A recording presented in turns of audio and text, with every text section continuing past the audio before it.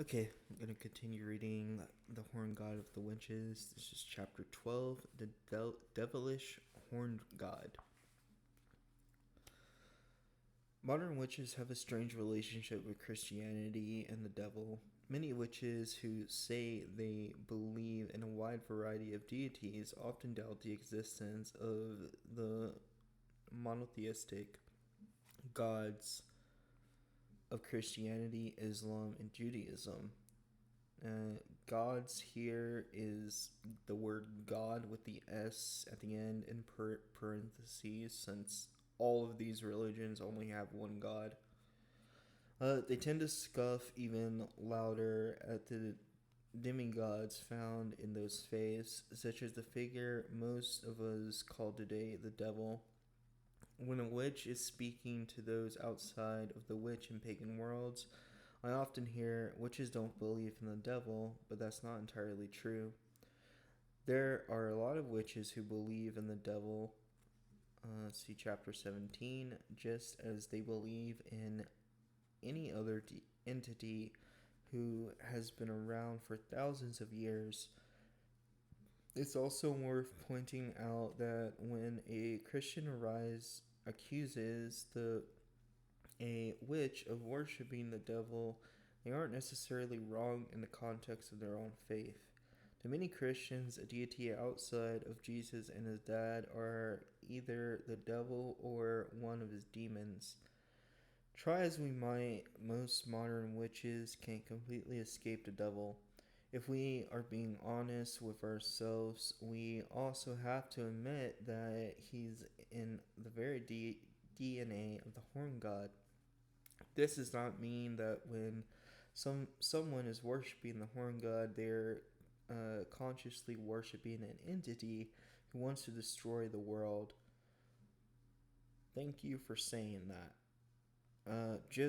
It just means that the text and the ideas that help shape modern witchcraft and give rise to the horn god contain a few devilish ideas.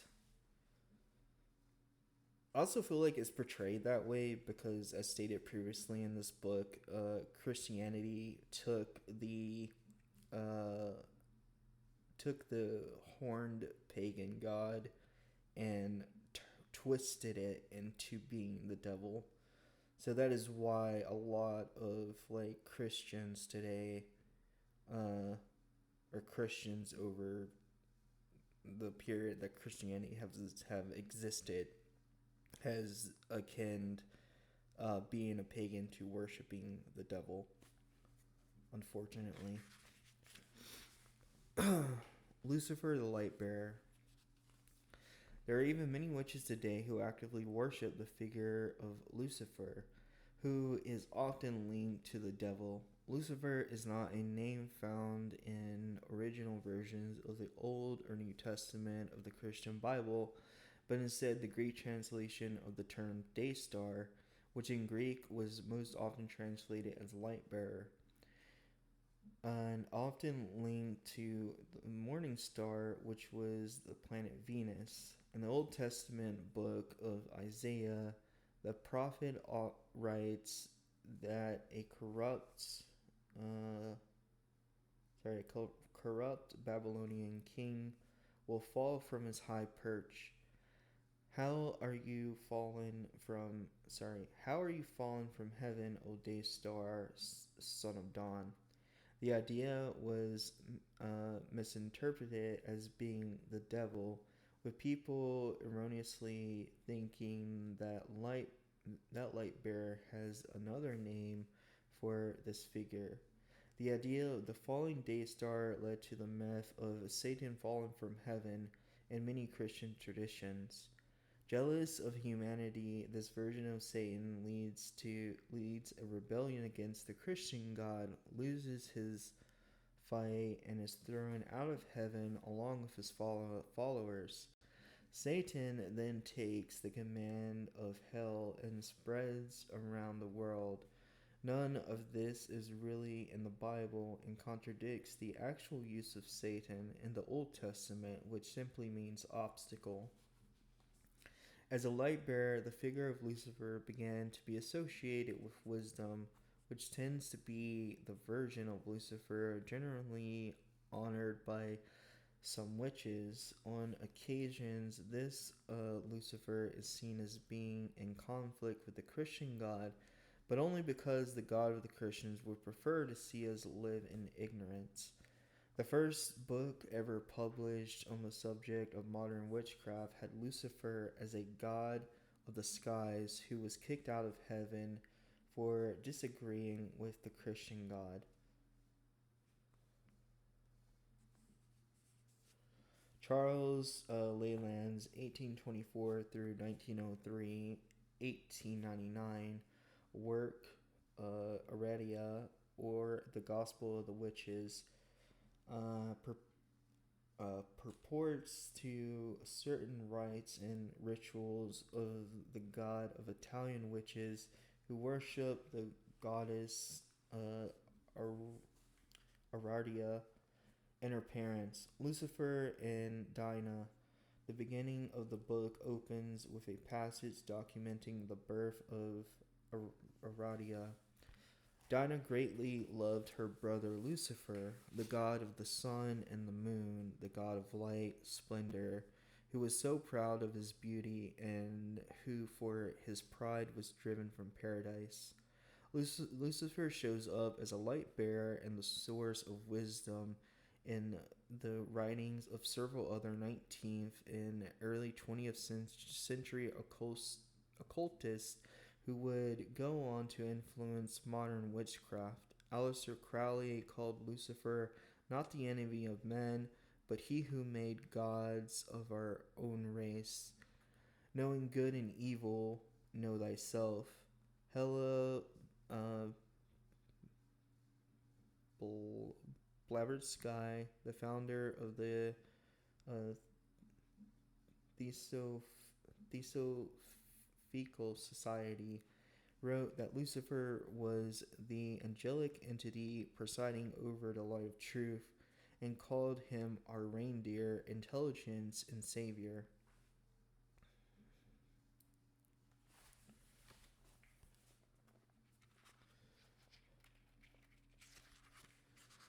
Several well-known witches have expressed their admiration for Lucifer over the years.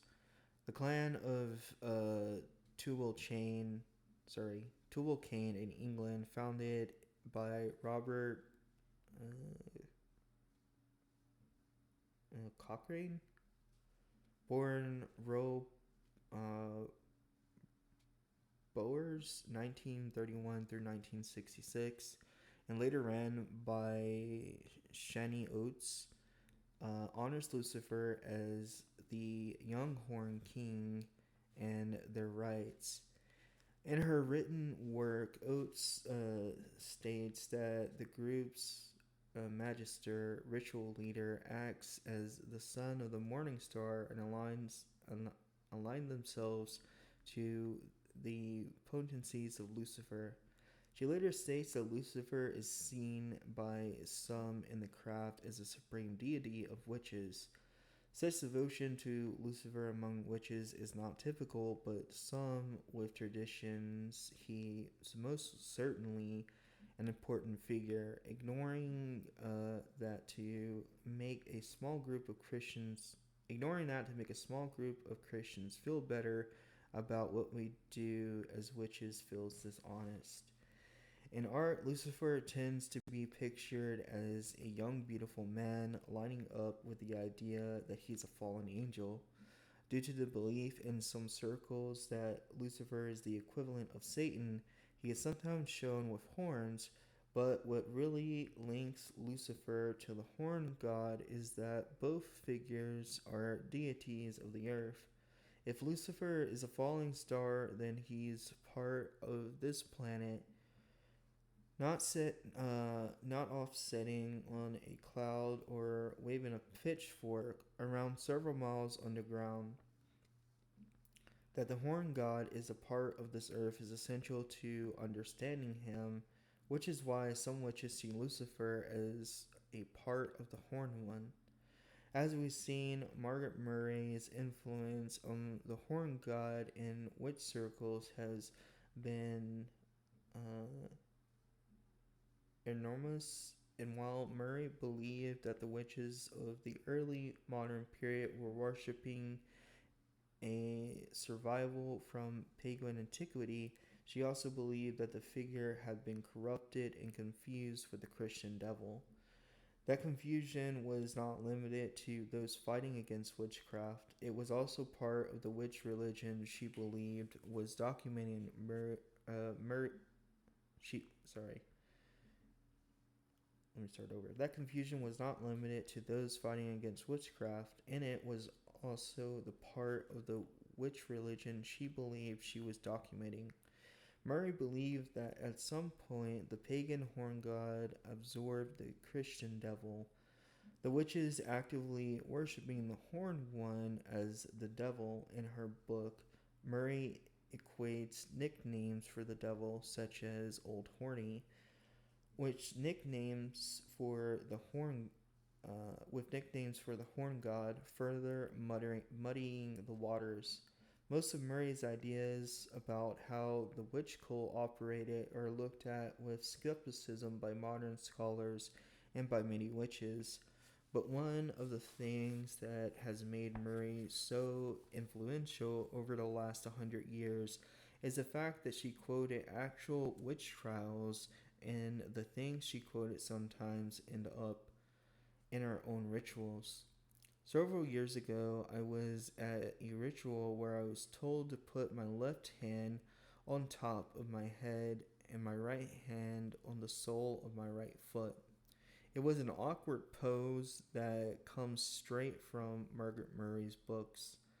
Did actual witches in 1601 do that? It's hard to trust any sort of confession that comes from someone being tortured, so probably not. But it's a tidbit that comes straight from someone believed to have worshipped the devil. In the book of the witches, Murray's lists 6 activities of witches: admission, ceremonies, dances, feasting, sacrifices of both human children and the leader of the witch cult, orgies, and magic. None of us dare engaging in any human sacrifices, but the horn god, as a willing sacrifice, figures in many witchcraft traditions.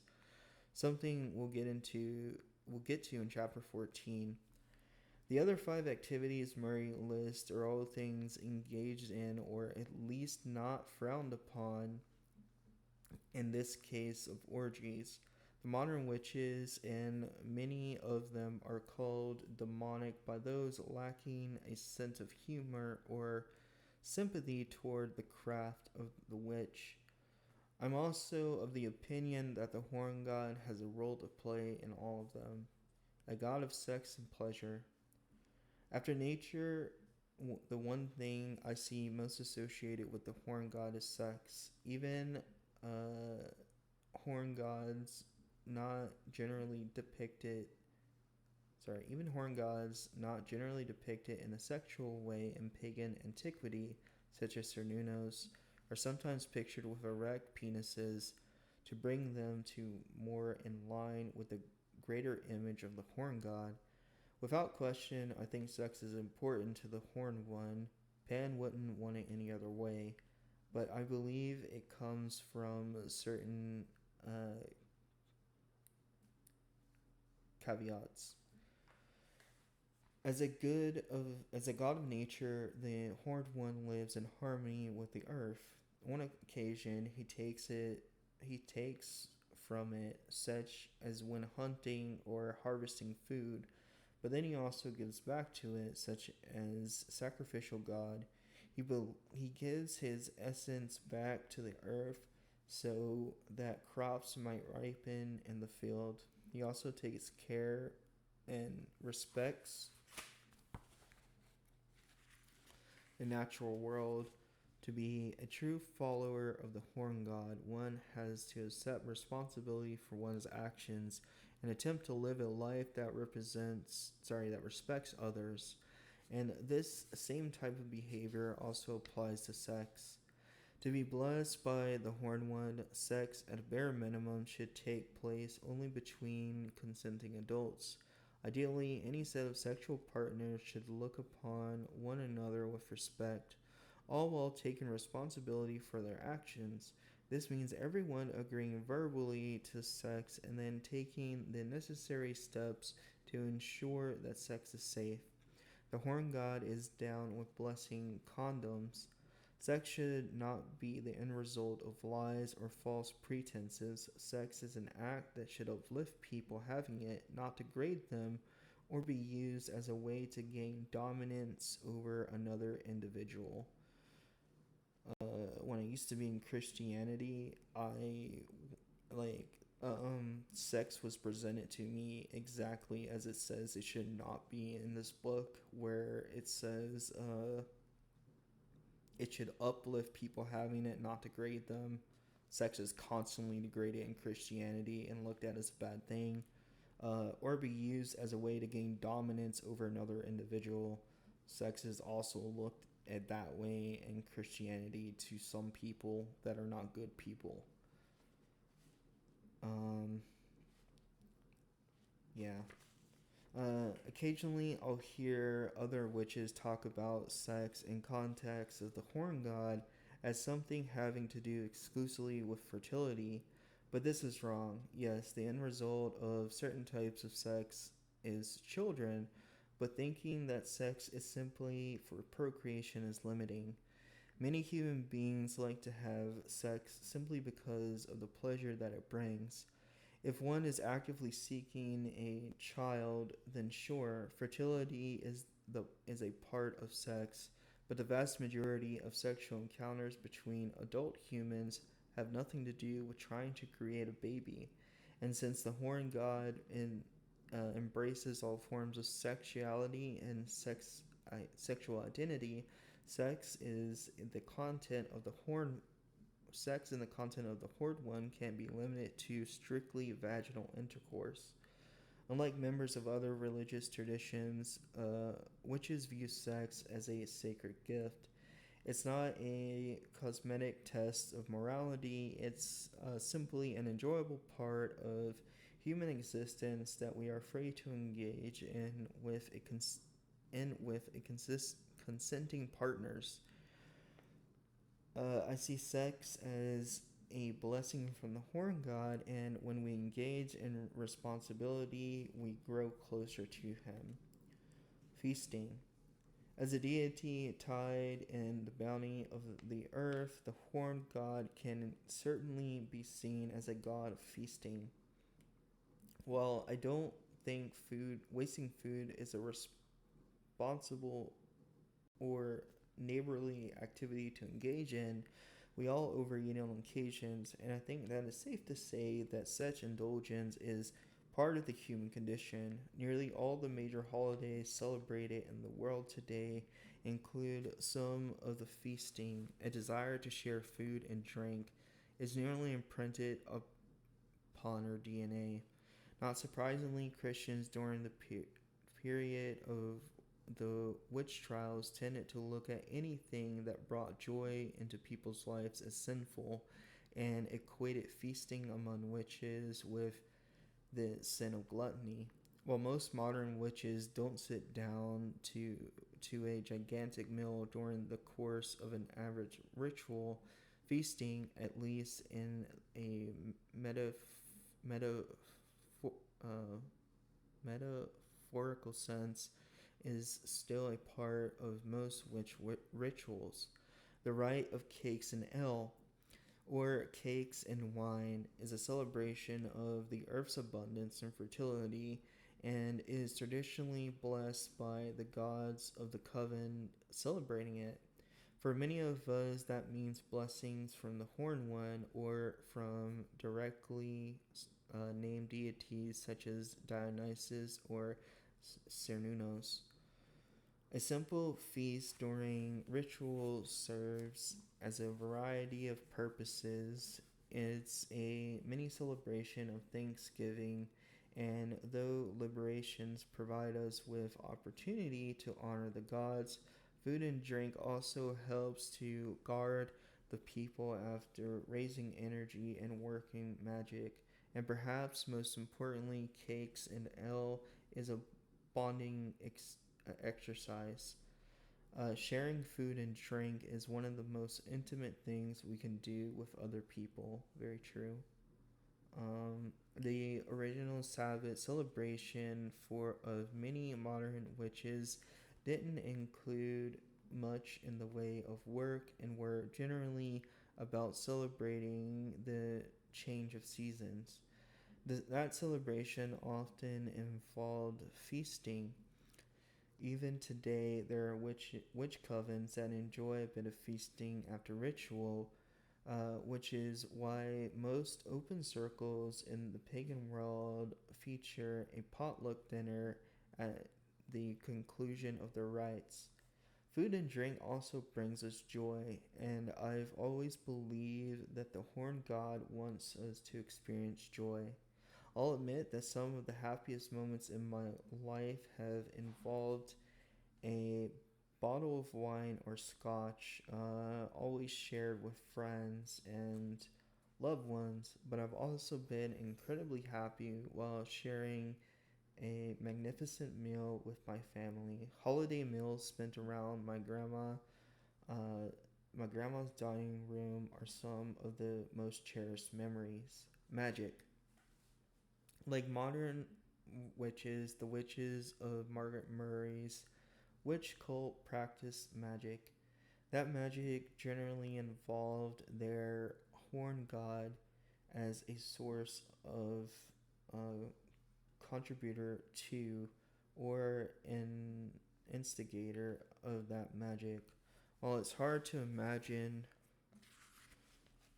Pan sitting still long enough to cast a candle spell, magic is about more than spells. Aleister Crowley defined magic as the science and art of causing change to occur in conformity with will.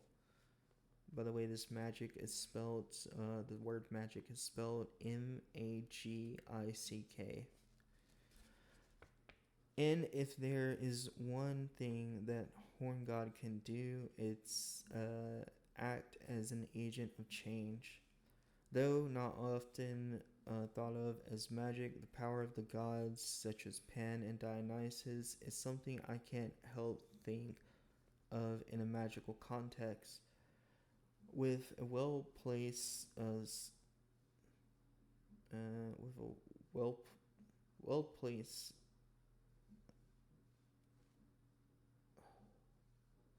with a well placed, with a well placed scare, Pan could get well trained armies to turn on themselves, and Adea's presence in the circle of many witches helps to lower inhibitions. Have you ever seen 100 people after a Pan ritual? It's going to be a good night for a lot of them. Dionysus brought divine madness to his followers, helping them experience ecstasy in his name. If that's not magical, I don't know what is. The Horn God's connection to magic goes deeper than just practice. In some witchcraft traditions, he is seen as the force that gave magic to the world, and more specifically to we humans. Certainly, Lucifer is a god of wisdom, might fulfill this role. The gift of knowledge includes the gift of magic after all. Other figures related to the devil and Lucifer, such as Azazel from the uh, apocryphal book of Enoch, there were said to share magic with the world. Azazel was said to have given magic specifically to women, in effect creating the first witches. We'll deal more with Azazel in chapter 17. Uh, okay. In a broader cosmic sense, it's the magic of the horn god that helps the seed to sprout and leaf to fall. As the heart of nature, he's the magical essence that turns seasons and brings about annual rise and fall of the world's wild spaces. Magic is about more than spells on the altar. It's about the energy that moves the world and the universe. As a figure connected to that essence, it's the horn god who helps keep the world spinning around, dancing. Traditionally, Pan was a god of dance, and today the horn god is seen as one too. Dancing during rituals serves as a variety of purposes, but perhaps most importantly is an excellent way to raise energy. When we contract and relax our muscles, we are creating energy, and what's left over from moving our bodies can be infused with intent and then used for magical purposes. Dancing to raise energy is especially common at the public ritual of many witches because it's easy and something most people can do. But dance is more about raising it's more dance is about more than raising energy. It can be trance inducing. The trance like state, we are often more receptive to bring the gods and experiencing magical energies. In the rites of many traditional witches, dance is used expressly for the purpose and often leads to sightings of the horn god during ritual. Dancing is also simply something that's full of joy. Dancing allows us to truly live in our bodies, and with every football, we are connecting to the earth. Sorry. And with every footfall, we are connecting to the earth. When used as a communal activity, dancing helps us connect with one another. And we all know the horn god likes it when we connect with each other. Dancing indulges all of our senses, and it's a whirlwind of sights, physical sensations, sounds, and even smells. Dancing is also something we do simply because it brings joy, and joy is a feeling the horn god wants us to experience. Initiation. The first modern public witches were generally part of an initiatory groups. At the time, it was believed that for one to receive the ritual of witchcraft, one must join a coven, and the only way to join a coven was to undergo a rite of initiation. The witches documented in Margaret Murray's work also allegedly underwent the process of initiation, but instead of one simply being allowed to join a coven afterward, the initiation ritual involved giving one's soul to Satan for eternity. Often, this involved kissing Satan or his uh, representative on the bare buttocks or signing one's name in a book. If anyone ever suggests to you that you should sign away your soul or kiss them in an inappropriate area, run far away as quickly as possible. No real witch would ever suggest a thing.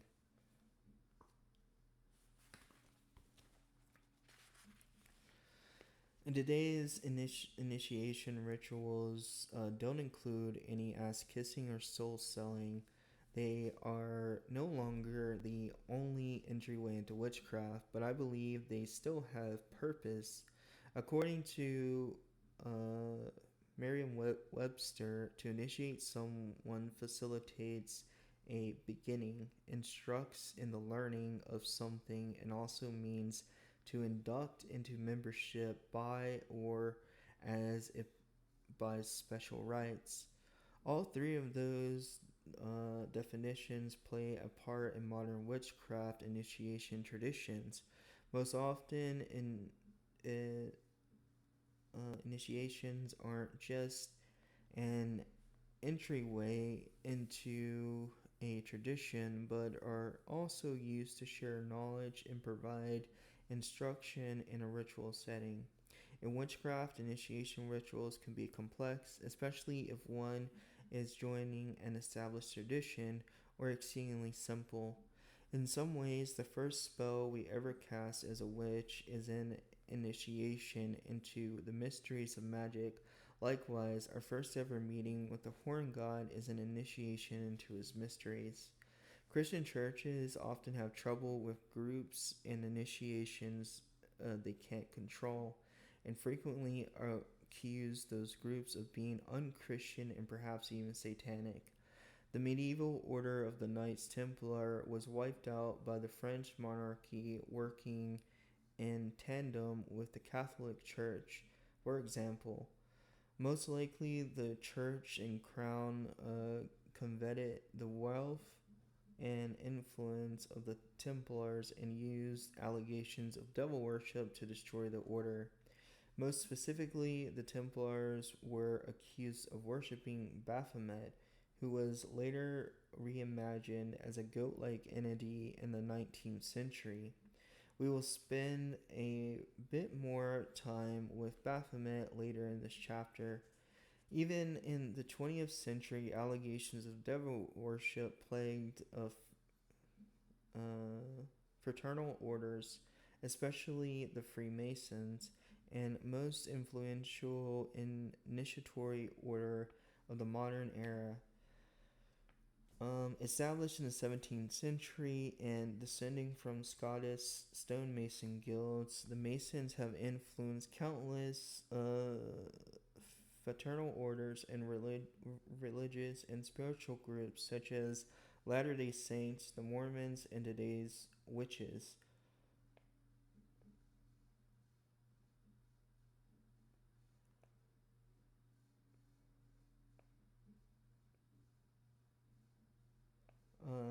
Initiation rites within Wiccan witchcraft have been strongly influenced by the Masons and contain many Masonic terms and initiation techniques. For our purposes, what's most important within Masonry is the error that some sort of devil or horned sorry is the idea that some sort of devil or horn god lies at heart of the order, and according to some influential Masons, it very well might. Albert Pike, 1809 through 1891, was one of the most influential American Masons in history and is hugely responsible for much of the occult imagery and ideas found within some Masonic rites. Pike joined the Masons in 1850 and served in the order until he died over 40 years later. For much of that time, he served as a head of the southern jurisdiction of the Scottish Rite, a role he would play from 1859 until his death. While Pike was an influential figure in many occult circles, he is not someone to idolize, and if I met him today, I'd proudly punch him in the face. He was extremely racist, and there are many who believe he had a hand in creating the Ku Klux Klan, which in its original incarnation used rituals also inscribed and adopted by Masonry. Pike's inclusion in this book is by no means an endorsement. Wow, I like how he words some of the things that he talks about, like saying that this is not an endorsement to those people. There are several different orders within Masonry that contain additional initiation and evaluation rituals apart from the regular 3 degrees. The two most well known of those inner orders are the Scottish and Yoke rites. When Albert Pike joined the Masons, there were very few active participants in the Scottish Rite, and most likely less than 1,000 in the United States. In order to receive the Scottish Rite, Pike began reworking the 33 degrees of the Scottish Rite, and in the process infused the rites with an abundance of esoteric knowledge and symbolism. In addition to rewriting the rituals of Scottish Rite Freemasonry, Pike also produced a companion volume designed to illuminate some of the mysteries in his ritual. That book, Morals of Dogma of the Ancient and Accepted Order of the Scottish Rite of Freemasonry, most commonly known as just Morals and Dogma, was first published in 1871 and given to everyone who received the Scottish Rite's 32nd degree from the Scottish Rite Supreme Council of the Southern Jurisdiction until 1974. Morals and Dogma, in an absolutely massive tome, much of it plagiarized from the work of the tremendously influential French occultist Eliphas Levi, born Alphonse Louis Constant, 1810 through 1875. Like many occultists of his day, Levi was comfortable placing Lucifer in the role of knowledge revealer, and Pike followed suit. The problem for Pike and Masonry was that Pike's use of Lucifer in Morals and Dogma was considered proof by critics of Masonry that the group was satanic. Morals and Dogma is over 700 pages and not an easy read. I doubt that most copies of it have been thoroughly read by their owners. Quotations from Pike's work have been used to print all Masons as Satanists and Luciferians, and it certainly does seem that way when one reads some of Pike's quotes from the book. Lucifer the Light Bearer, strange and mysterious name to give the spirit of darkness. Lucifer, the son of the morning. Is it he who bears the light and with its splendors intolerable blinds feeble, sensual and selfish souls? Doubt it not.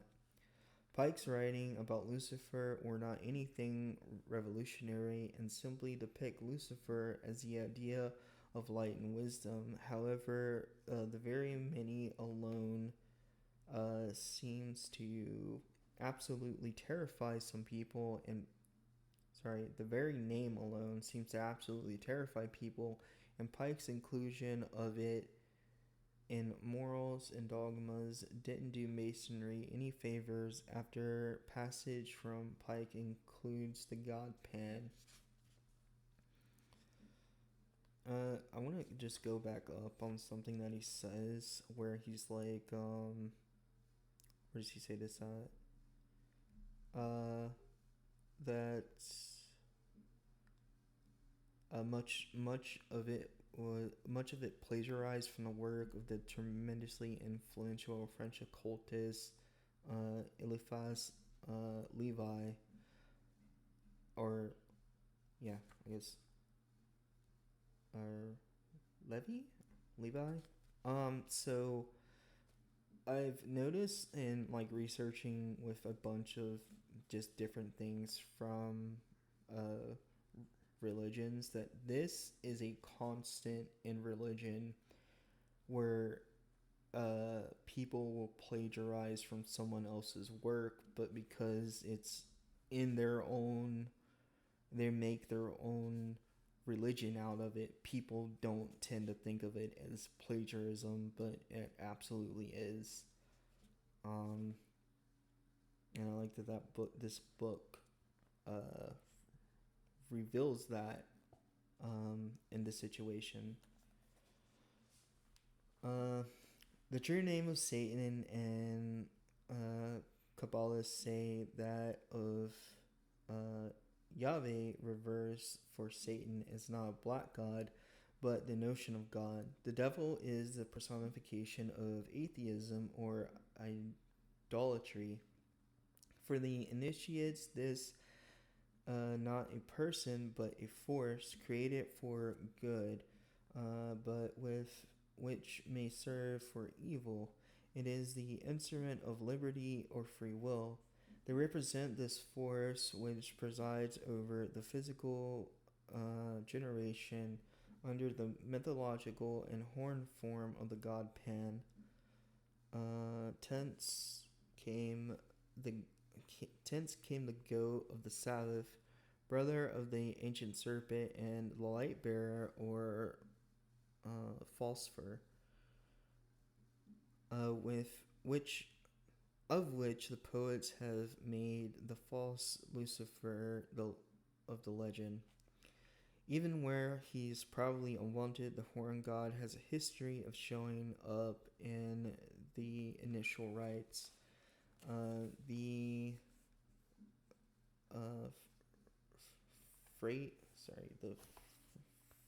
fraternal order of that the fraternal order that might bear the most similarity to modern witchcraft traditions could be the Society of Horsemen, or the Horseman's Word, most likely established in Scotland during the 18th century. The Horseman's Word is sometimes thought of as a survival from pagan antiquity, but it most likely was inspired by the Miller's Word, and before that, the original Freemasons. Unlike the Masons, who did their best to present a welcoming public face, both the Horseman's Word and the Miller's Word embrace more diabolical elements, cultivating an air of mystery and sometimes even fear about the group and their members. Initiates into the Horseman's Word were made to walk a crooked path, a term used by many witches to describe their practice. On their way to initiation ceremonies, once those ceremonies have begun,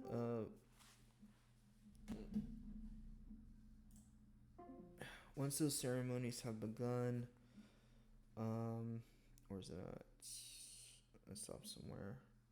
Once the ceremonies have begun, potential initiates had to shake hands with individuals portraying figures such as Lucifer and Ayudnik. I hope I said that right. Which is another name for devil. Society members dress up as Lucifer, often sported by an impressive pair of antlers on top of their head, and sometimes reach out to the hands of potential initiates with a hoof, or a stick, of course, instead of a hand. The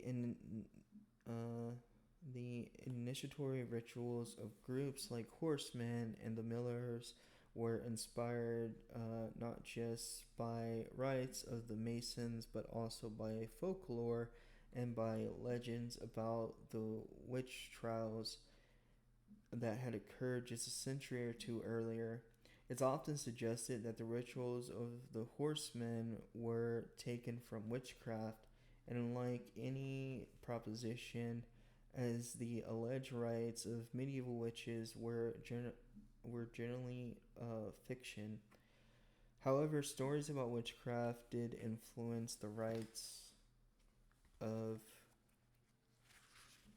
the Horsemen, and later the ritual of the Horsemen would inspire today's witches. Images of the devil during the witch trials. The leaders of Murray theorized witch cult were more than just high priests.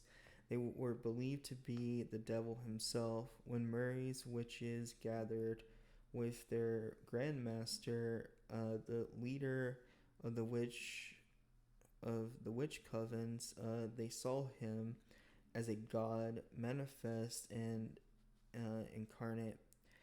They praised him while on their knees and even prayed to him. The materials she quotes from the witch trial suggest a supernatural entity, one poor victim of the witch trials related meeting the devil and being told that he was her god. Murray suggests that the Grand Magisters, who were supposed to literally be the devil, were instead con men of the highest order.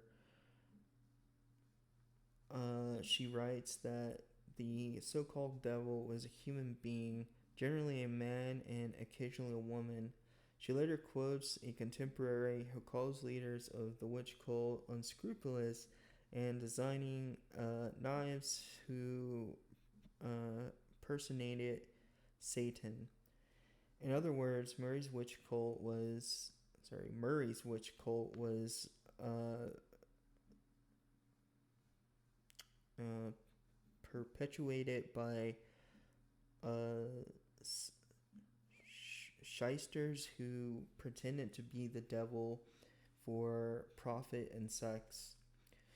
For the witches of Murray's alleged witch cult truly believe they were honoring the devil in their circles, it stands to reason that the Grand Magister would look like either Satan or some sort of horn god, but that's just not the case. Murray's Grand Magister always lacks horns, and any real connection to the horn god or the devil in appearance. The closet her magister the closest her magisters come to looking like the devil is when a couple of occasions some were said to have cloven feet. Descriptions of the devil in particular are at the time of the witch trials also failed to show which way the horned deity which failed to show much in the way of the horned deity.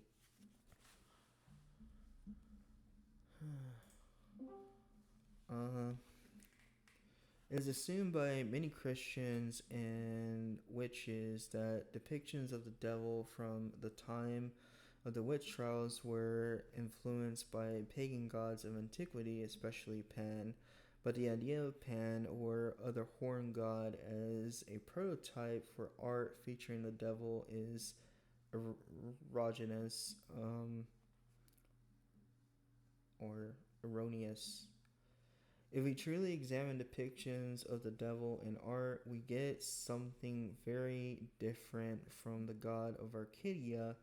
It's the most It's true that depictions of the devil from the 1400s onward contain horns, and some even show a figure with cloven feet. But the devil is linked to all sorts of animals in the art of the period of the witch trials. Sometimes his face is like that of a bird or a cat, and in addition to goat legs, he also sometimes has chicken feet, but the thing he resembles most often is something reptilian.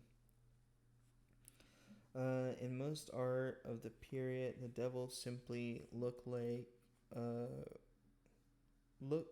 like a gargoyle inspired by lizards, often complete with wings and claws. When he is shown with hair, and that hair generally covers his entire body, which is drastically different from Pan, whose chest was generally bare. I don't think I've ever seen a depiction of a devil with hair. I've only seen it like either him all red with a pointed tail and horns and wings, or personified as some type of animal. Um, some type of animal with personifications. Um,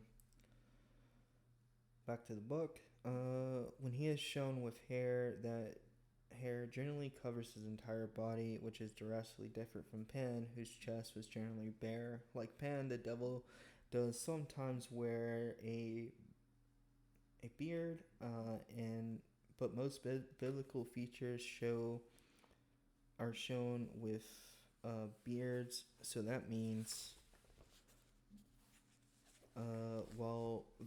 that means very little. There are a few isolated incidents where the devil looks like Pan, but they are just isolated and are the exceptions rather than the norm. Many classic illustrations featuring the devil leading a band of witches depict the foreign figure as completely black. The woodcuts during the period of the witch trials, he is the only figure to be fully shaded in. This was probably done to reflect the contrast between the devil or a demon with the angels of the Christian heaven. Since angels were traditionally garbed in white, the the denizens of hell had to wear the color that contrasted most with it. Murray's grand magisters were most often described in ways that contrasted with their depiction in the art during the witch trials. Instead of appearing reptilian or animal like, they were far more likely to be thought of as handsome. They were also dapper dressers, and instead of having horns on their heads, they wore stylish hats. Their clothes were most often black, and in keeping with the racist attitudes of the time, they were often said to be black men. There are accounts of the devil appearing in animal form during the witch trials, and in France, he sometimes appeared as a goat or sheep, but in England, he generally took forms unrelated to the horned devil. In Britain, he was thought most likely to assume from a cat, dog, horse, or bull, all either common pets or farm animals. Murray explained the devil changing his shape by suggesting that her grand magisters commonly wore the mask of animals, especially at large rituals. I don't know how anyone could confuse the average cat with a man standing upright, dressed in a black clothes, and wearing a cat mask, but to Murray, this idea was plausible.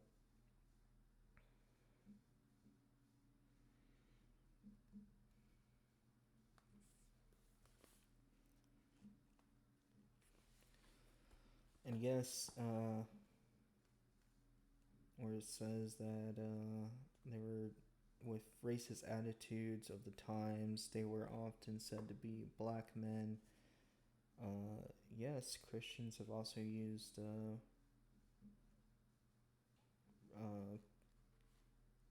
racial taunts such as that against African Americans for not being white, therefore they were not pure.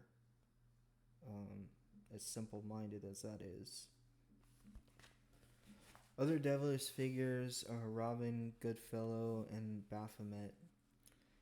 One of the most common pictures of the devil seen today in books and online comes from 17th century England and is actually not the devil at all, but a figure known as Robin Goodfellow or Puck. Like Pan, Robin Goodfellow has horns and an hairy torso of a man, and the hind legs and cloven hooves of a goat, and often an erect phallus or a pretty impressive codpiece. But despite the physical similarities, Robin Goodfellow is not Pan nor the devil. Goodfellow is often called a hobgoblin from the term goblin, used to describe an ugly prank playing fairy, not being, but not necessarily an evil one.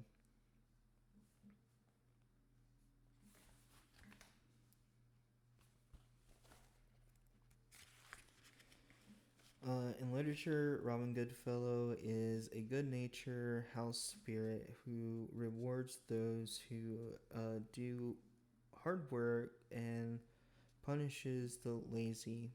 He's a prankster and his tales are always far more whimsical than diabolical. In 1639 edition of a book dedicated to the figure and is subtitled His Mad Pranks and Merry Jest, and the title page promises that the work is full of honest mirth and is a fit medicine for melancholy. The most famous account of Robin Goodfellow is a Puck in William Shakespeare's 1564 through 1616, A Midsummer Night's Dream, written in 1595-96. As Puck, Robin Goodfellow is a member of the fairy court ruled by King Oberon and Queen Titania. He's a magical and mischievous presence, but certainly not evil. Pan is a stand-in for the devil, not Pan as a stand-in for the devil did not become particularly common until the 19th century, and that's likely because the French occultist Eliphas Levi, in the second volume of his work Dogma and Ritual of High Magic, Levi includes it's French, so it's most likely Levy. I'm just going to say Levy. Levy includes an illustration of a figure he calls Baphomet. Levy's Baphomet has the head of a goat, a pentagram on his forehead, cloven hoofs for feet, and a delightful bosom. Levy's illustration of Baphomet is so captivating and unique that it's been used as a figure of the devil ever since its initial publications. To Levy, the figure had nothing to do with Satanism or the devil, and instead represented an entire universe: sex, sin, redemption, revelation, parenthood, intelligence, and the four elements of the earth, the four elements of earth, air, fire, and water. To consecrate two crescent moons flanking Levy's Baphomet, one dark and one illuminated, are also preset representing good and evil. Levy's original illustration of Baphomet is not particularly evil looking unless one is scared of goats, but it has been reimagined over the last 150 years to appear more sinister. The figure of Baphomet does not mean directly from any horn god of pagan antiquity. Instead, the name Baphomet is most likely a corruption of Muhammad, the figure of Islam during the Middle Ages.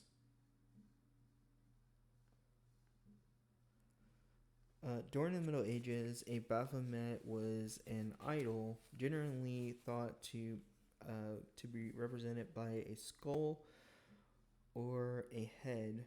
The legendary Knights Templar were accused of worshiping Baphomet and put to death for it. Levy's version of Baphomet introduced the figure of the completely new audience, and today there are many witches and occultists who honor Baphomet in their circles, as Levy described him, as a figure representative of the entire universe.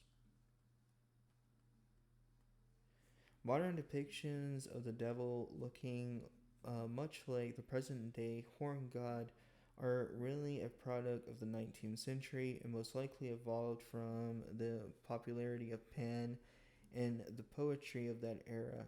The figure of the horned devil, red with a pitchfork, is also rather contemporary, with the devil's red skin representing the fires of the Christian hell, the horned god of the witches.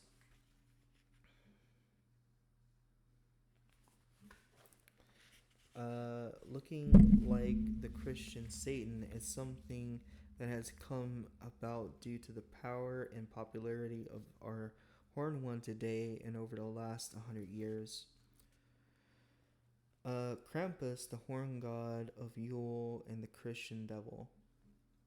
Certainly one of the most popular faces of the horned god is that of Krampus, the Christmas devil.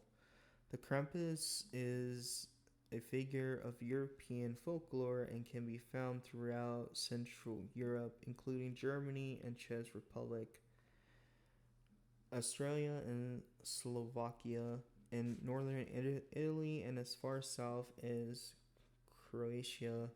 In recent years, he became a more familiar presence in Canada and the United States. The appearance of the Krampus varies from country to country, but almost always includes goat horns and cloven hooves, as he is often depicted with brown and black fur, though it can vary. Traditionally, the Krampus is a very threatening figure and is also known to spank bad kids with a switch and chain the worst offenders and place them in a basket on his back and whisk them to hell. If all of this sounds a little silly, I have it on good authority that children in many parts of Europe are legitimately terrified of Krampus.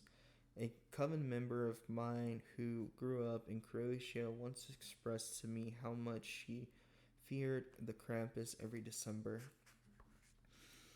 Though the Krampus is often perceived as a Yuletide bad guy, he's really just the opposite. He's basically the bad cop of Santa's good cop, simply trying to coax the best behavior out of young people the best way he knows how, which in this case is with fear. Traditionally, the Krampus makes his rounds uh, on Krampus Night, celebrated on December 5th, directly before the feast of St. Nicholas on December 6th, which is a gift-giving day in many places. In similar towns and villages, he's known to visit with children as early as November 15th, and he's also been known to make appearances on Christmas Eve. I think it's worth pointing out that the Krampus doesn't punish the good, but only the wicked. No one has any reason to fear the Krampus as long as they are treating others with kindness and respect. While the Krampus is a part of many nominal Christian celebrations, I've never read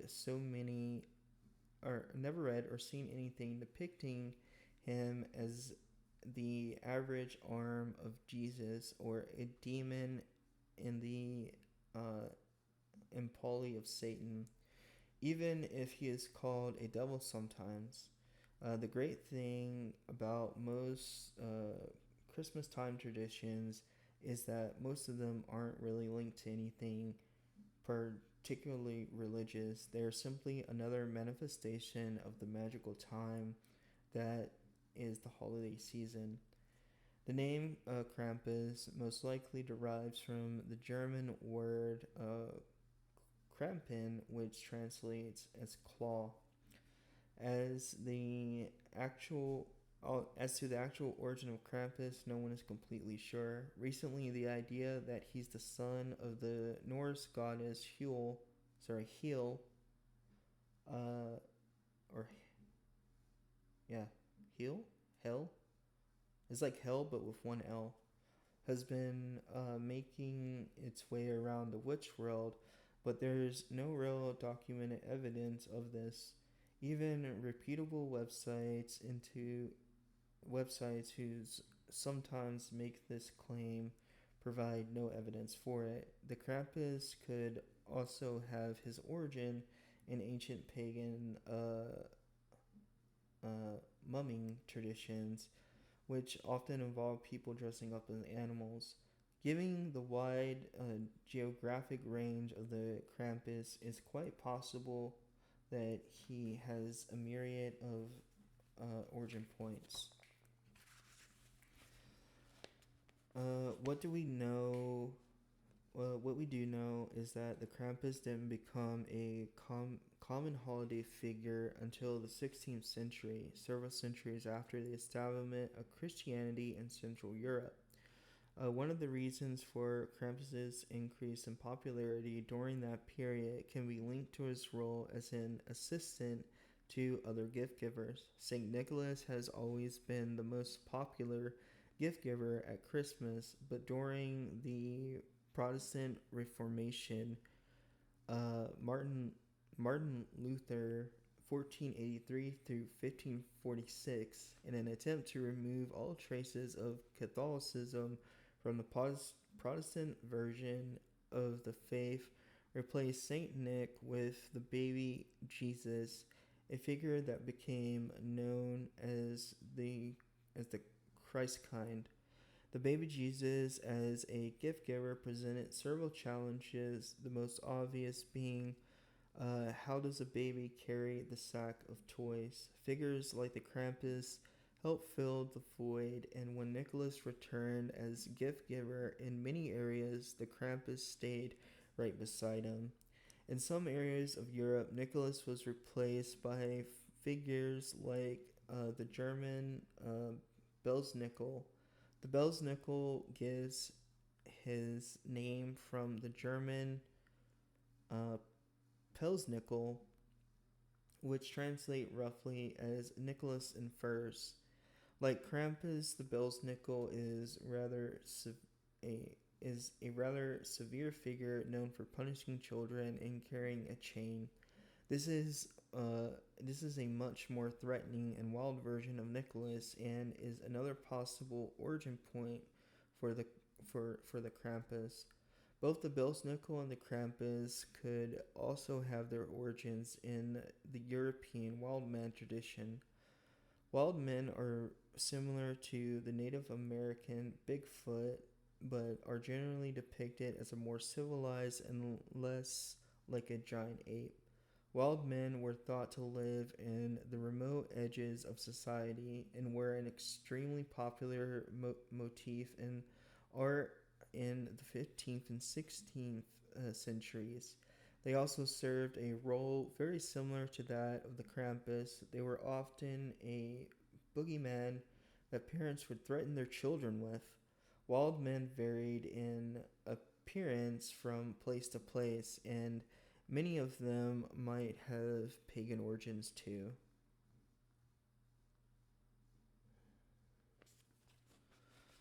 People dressing up as wild men were also part of many murmurs parades.